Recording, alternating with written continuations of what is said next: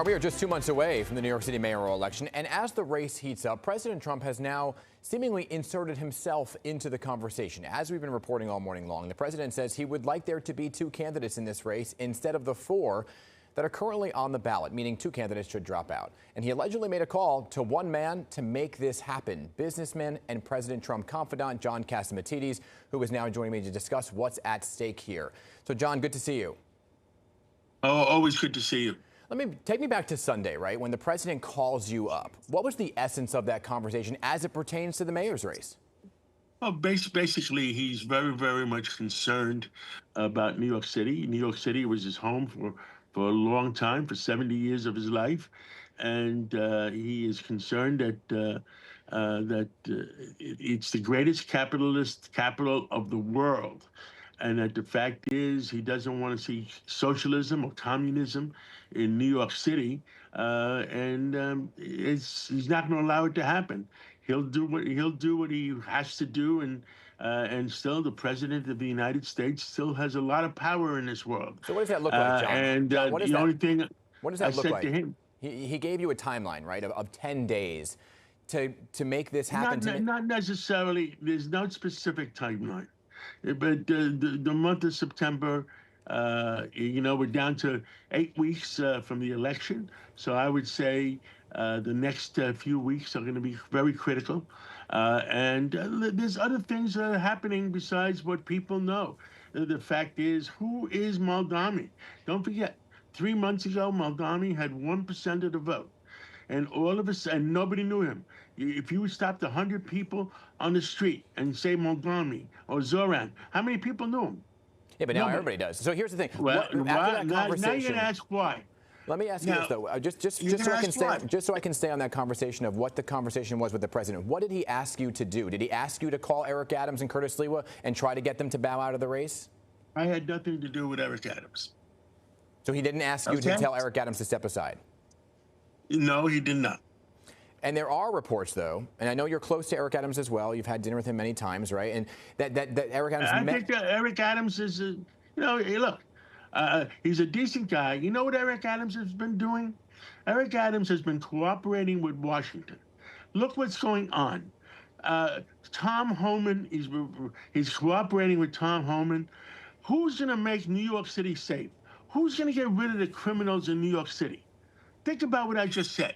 It's not going to be Albany. Albany has done zero. And look what happened in the Bronx yesterday. The U.S. attorney had to go in and make those arrests. You know why the U.S. attorney made those arrests? Because the feds make the charges stick. If the normal people that are responsible now, if the district attorneys or the police had to make the arrest in the Bronx, you know what would have happened? They would have still been making out paperwork, and the perpetrator, the crooks, the murderers would have went home. Let me ask you this, John, because I'm just talking about the mayor's race for a second here. And there's reports that Eric Adams did meet with the Trump administration in Florida this week on Monday. Do you know anything about that meeting? I don't know anything about the truth. You want the truth, I give you the truth. No, I don't know anything about a meeting in Florida. Okay, let me ask you this, though, because you are very influential in this race, right? And your voice matters. So would you like to see this get down to a 2-man race? Are you going to call Eric Adams, and are you going to call Curtis Lewa and say step aside and let this be a 2-man race? My mission for the last 2 months is anybody but Zoran. I think Mayor Adams will make a great mayor for the next 4 years, especially with Randy Mastro being his first deputy mayor and Commissioner Tisch being the police commissioner. And our city will survive, especially because he's cooperating with Washington. So how did you leave that conversation when you hung up the phone? Curtis will make a great mayor too. The world's not going to come to an end if Curtis is mayor. Cuomo, he'll make a great mayor too. Anybody but Zoran. Okay. Zoran is a created character. So how did you end that conversation with the president? When the president hung up the phone with you, how did you end that conversation where he said he wanted it to be a 2-man race? I said, well, he didn't necessarily say that, but he says we got to solve the problem. And how did you leave it? Mr. President, we're going to solve the problem, and New York will not be socialist. So I just am trying to figure out how you solve that problem. What is the solution? Well, tune in a couple of weeks. Well, a couple of weeks. So you're looking for somebody to drop out. You just named all three people as potential good mayors. Don't forget, if Zoran has accepted foreign money, $50 million showed up, Dan. $50 million. These are all things that haven't been proven yet. Where does $50 million come from? Yeah, Is it foreign money? John, these are things that haven't been proven yet. I just wanted to talk about that conversation with the president. I hear you, and what you were tasked with doing. You think he doesn't know about it?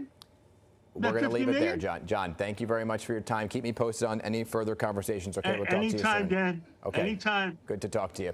All right, everybody, and that's going to bring me to PIX on Politics tonight. Reporter Roundtable. It's a big one. We got Henry Rossoff, Jeff Colton, J.C. Polanco, all breaking down all of the things. Jeff Colton from Politico had some exclusive reporting on what the president did allegedly offer Eric Adams. Plus, there's big news this week.